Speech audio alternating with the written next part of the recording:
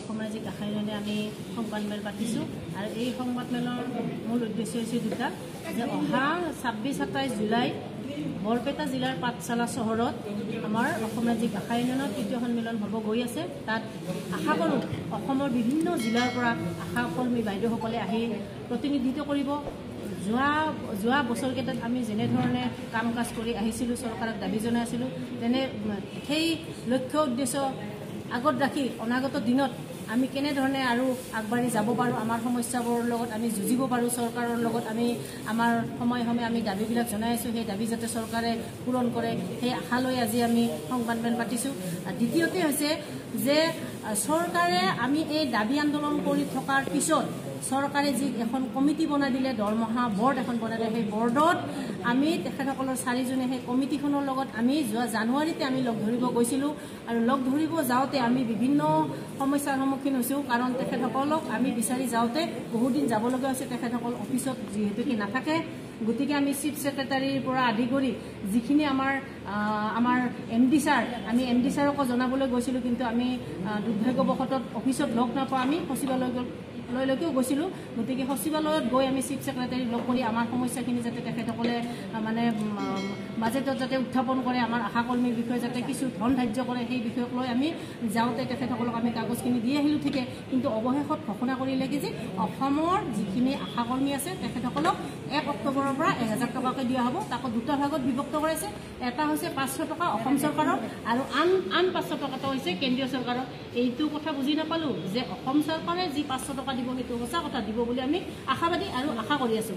কিন্তু কেন্দ্ৰীয় চৰকাৰে কোনো এখন ৰাজ্যত ঘোষণা নকৰাকৈ অসম চৰকাৰে কেন্দ্ৰীয় চৰকাৰৰ কেনেকৈ ঘোষণা কৰিলে সেই কথাটোহে আজিলৈকে আমাৰ বুজিবলৈ বাকী থাকিল।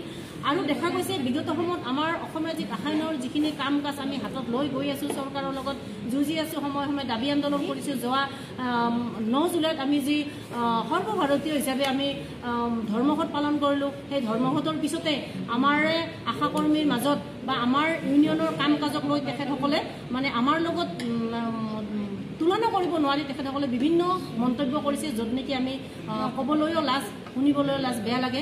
আচলতে আশাকৰ্মী হিচাপে আমি অকল আশাকৰ্মীয়ে নহয়, আমি হৈছোঁ শ্ৰমিক। আমি শ্ৰমিক হিচাপে আমি শ্ৰমিক ভাই বন্ধুৰ লগত আমি সকলোৱে মিলিজুলি কাম কৰিব লাগিব।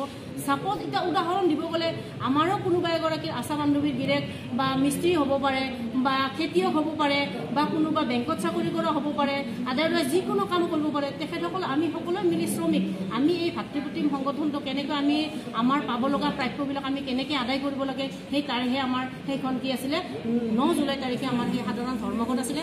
ধৰ্মঘটৰ লক্ষ্য উদ্দেশ্য আছিলে যে চৰকাৰে যি শ্ৰম কোড যি আনিছে, সেই শ্ৰম কোডৰ বিৰোধিতা যদি আজি আমি নকৰিলোহেঁতেন, আজি আমি আশাকৰ্মী হৈ যিখিনি আমি পাব লগা প্ৰাপ্যৰ কাৰণে আমি সময়ে অফিচলৈ বিচাৰি গৈছিলোঁ, সেই তাৰ পৰা আমি বঞ্চিত হ'ব লগা হ'লহেঁতেন। গতিকে এই আমাৰ এই কাম কাজক চৰকাৰৰ লগত যি আমি প্ৰতিবাদ জনাই আছোঁ, দাবী জনাই আছোঁ, আন্দোলন কৰি আছোঁ, অন্য সংগঠনৰ ফালৰ পৰা চাব গ'লে কিছু কথা শুনিব লগা হৈছে, য'ত নেকি ক'বলৈ সেইবিলাক ভাষা নাই। আমি তেনেধৰণৰ আমি বাইদেউসকলক আমি পুতৌ কৰিছোঁ, নিন্দা কৰিছোঁ, তীব্ৰ ভাষাৰে গৰিহণা জনাইছোঁ। অনাগত দিনত যাতে কোনো আশাকৰ্মীয়ে আমাৰ নিজৰ মাজত ভেদাভেদ নাৰাখি সকলোৱে আমি এডাল জৰিৰে আমি সকলো এক হৈ আমাৰ দাবী আদায়ৰ কাৰণে আমি সকলো সমবেত হৈ আমাৰ প্ৰাপ্যখিনি আমি কেনেকৈ চৰকাৰৰ পৰা আদায় কৰিব লাগে সেই লক্ষ্য উদ্দেশ্য ৰাখি আজি আমি এই সংবাদমেল পতাৰ আয়োজন কৰিছোঁ। তো এইখিনিকে কৈ মোৰ বক্তব্য সামৰণি মাৰিছোঁ। ধন্যবাদ।